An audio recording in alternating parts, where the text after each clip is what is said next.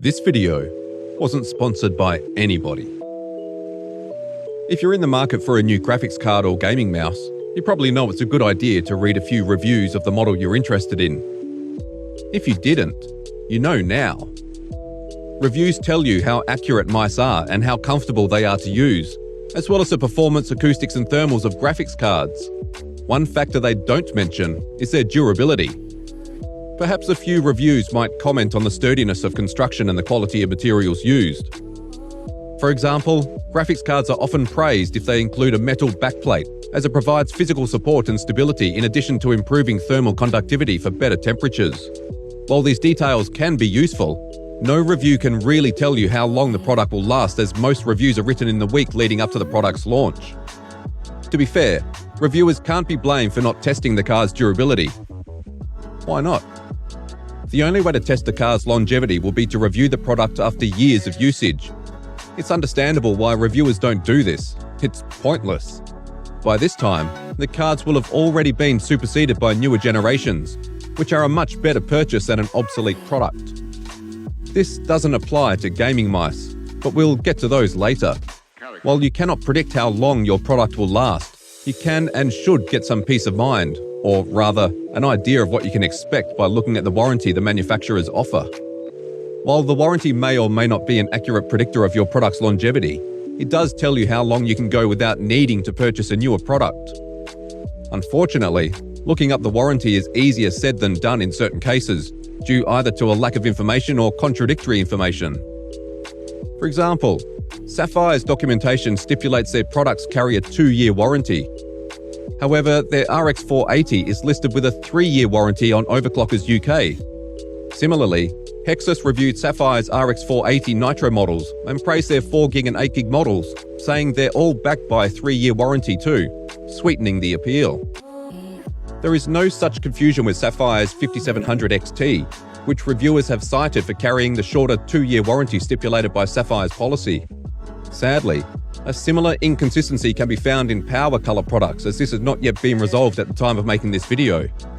To be specific, the RMA page on their official website says, Power Color provides 1-year warranty for brand new AMD reference board graphics cards, purchased through our authorized sellers. However, this is contradicted by another line buried in the terms and conditions. In order to be qualified for warranty, the product must be within 2 years if it's a graphics card. So is it 1 year or 2 years? That's a difference of 100% or 50% depending on how you look at it. I love statistics. Oh god. The only retail listing we could find while making the video was a Power Color Vega 64 on Newegg, which specified a warranty period of 2 years. I guess you could say this is concordant with the policy decreed on the Power Color website. This is a graphics card which the terms accord a 2-year warranty period, though it is not a reference board which is only granted a single year. This is by no means representative of the larger aftermarket space. Other manufacturers show far greater faith in their products. For instance, XFX offers a variety of warranties depending on the tier of the product you purchase. While certain models carry the standard 2-year warranty, XFX offers a more impressive 3-year warranty on GTR and GTR-S models, which can be extended a further 2 years by registering the product on the XFX website.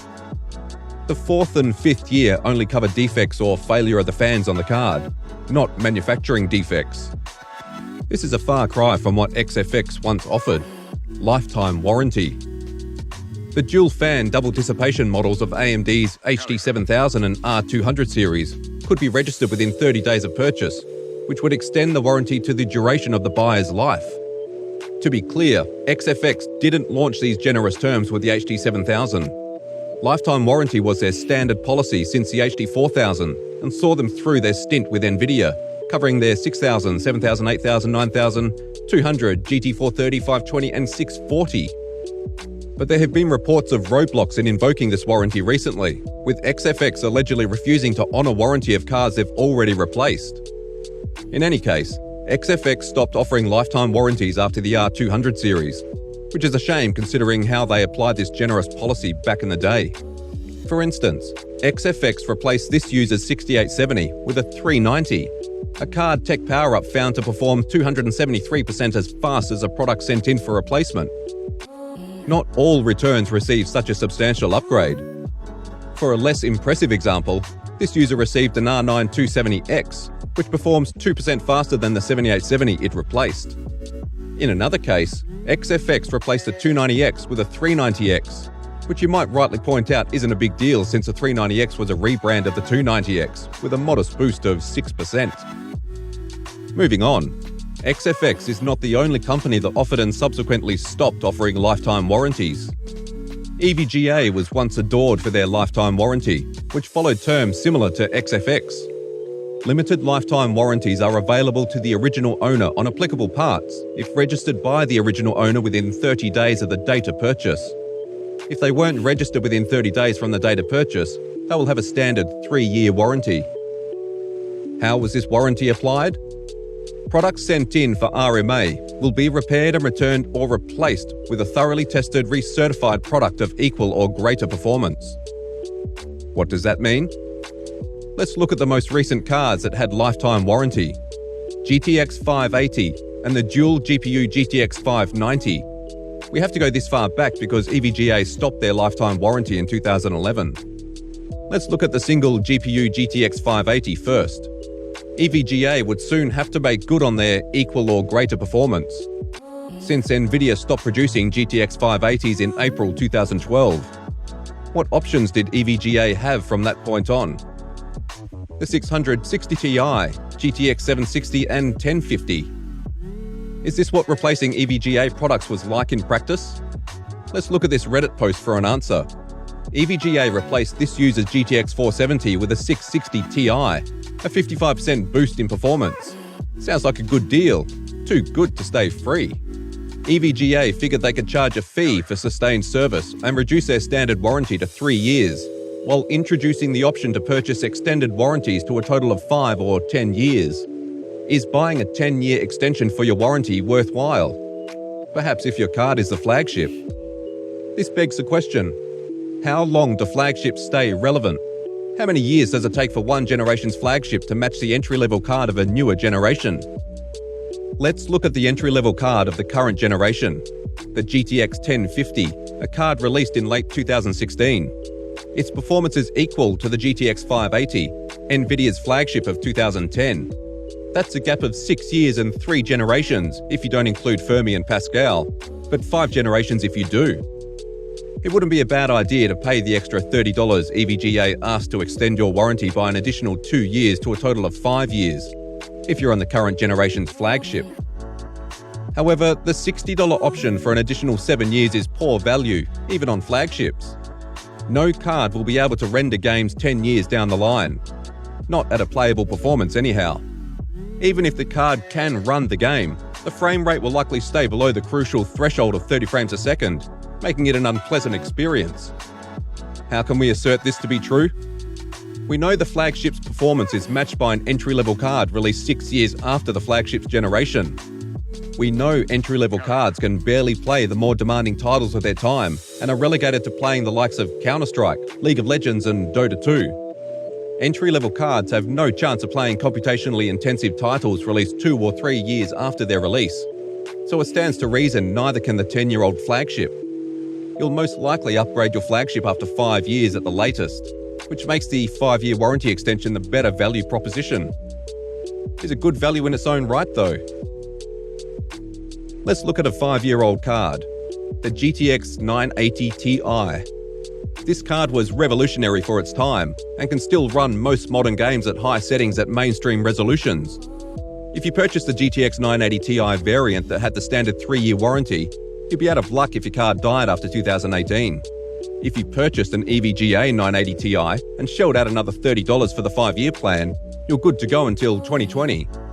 You wouldn't need to pay extra if you had purchased a Zotac 980 Ti, as Zotac offers to extend their regular 2-year warranty to 5 years if you register your product.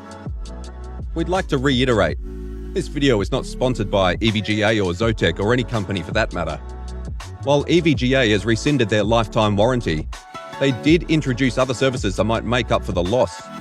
For instance, they have since 2011 offered a global warranty, and to this day their products are the only aftermarket cards that aren't constrained by regional warranties.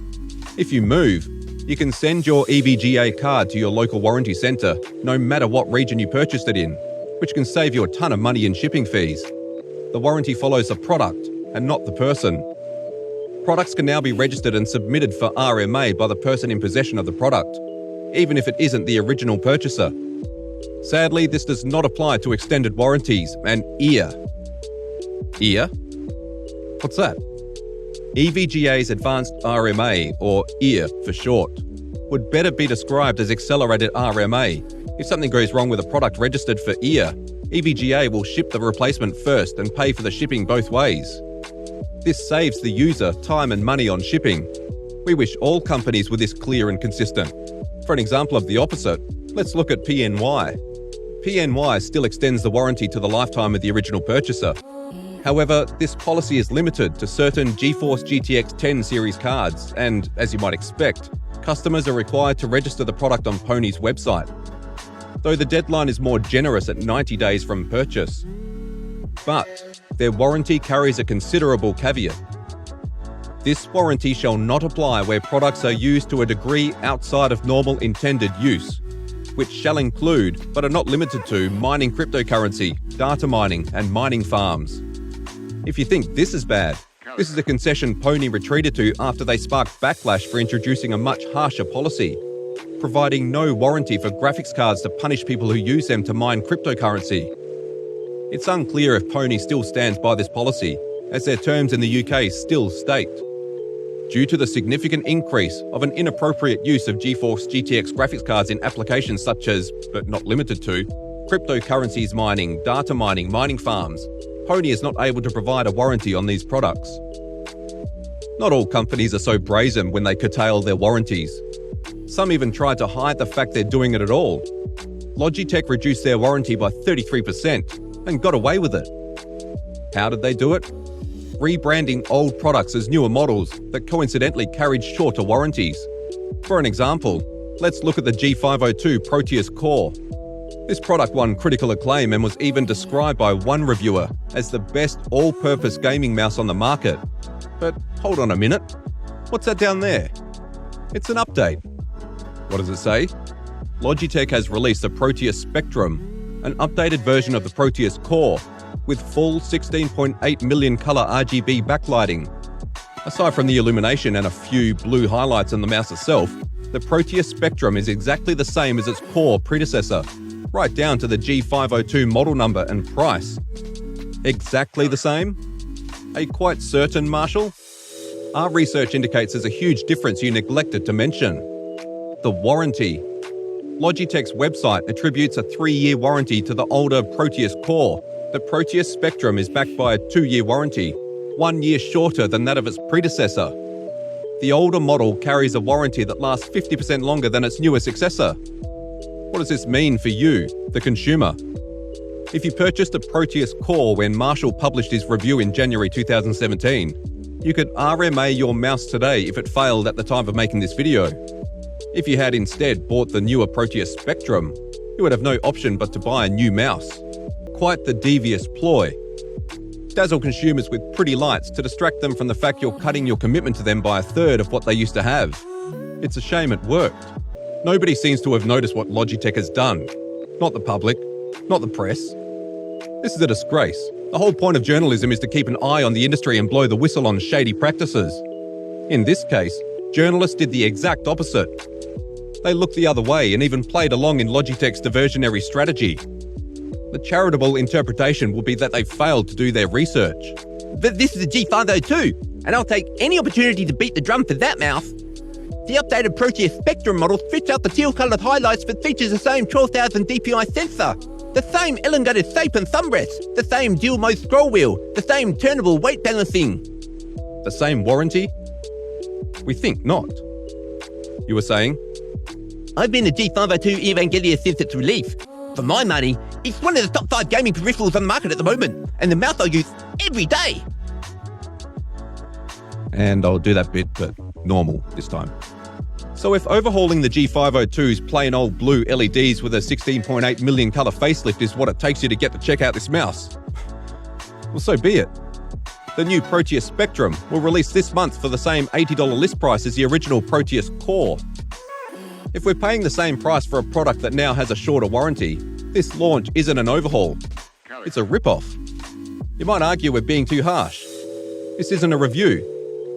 Fair enough, though this does raise the question, did the reviews fare any better? We combed through 7 reviews. Guess how many of them talked about the warranty? None.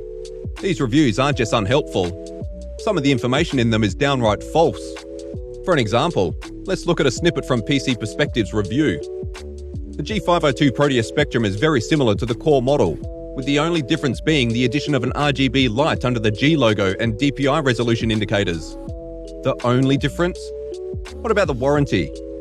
Way to mislead your readers. To be fair, PC Perspective wasn't the only outlet that spread this misinformation. This is what PC Mag said about the mouse.